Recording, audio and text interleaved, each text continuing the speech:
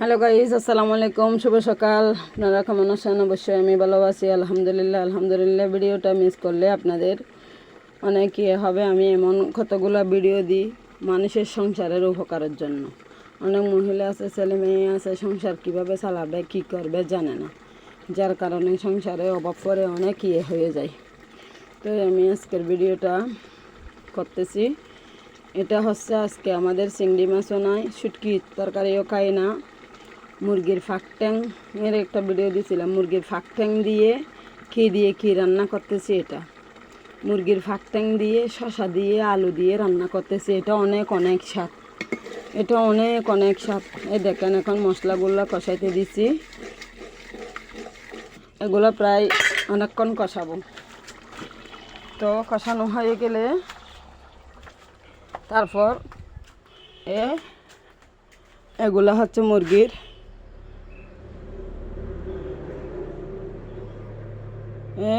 হাড্ডি গুড্ডি, এগুলা দিয়ে দেখছেন কত ফ্রেশ, দেখেন কত ফ্রেশ। এগুলা দিয়ে শসা দিয়ে রান্না করব, দেখবেন রান্নাটা পুরো ভিডিওটা দেখবেন। না দেখলে আপনাদেরই ক্ষতি হবে, আপনারা হয়তো কিছু শিখতে পারবেন না। সংসারে শুধু অভাব অনটন থাকিয়ে যাবে। আর আমার একটা ইউটিউব চ্যানেল আছে, আদিবা বিনতে কালাম, এটা সাবস্ক্রাইব করবেন ইউটিউবে। এখন মশলাগুলো কষাই গেছে। এখন এই আটটেংগুলো দিয়ে দিছি, এগুলো অবশ্য কষাবো। আবার এগুলো কষা হয়ে গেলে তরকারি কষাবো।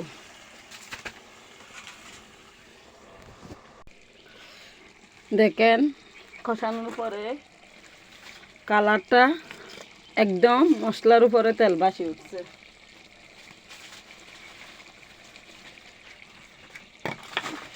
এখন তরকারিগুলো দিব, শসা তারপর আলু এগুলো দিব। এই তরকারিগুলো আপনারা যারা ভিডিও দেখবেন অবশ্যই একদিন রান্না করে খাবেন, কিন্তু রান্না করতে জানলে অনেক স্বাদ, আমার থেকে অনেক স্বাদ লাগে।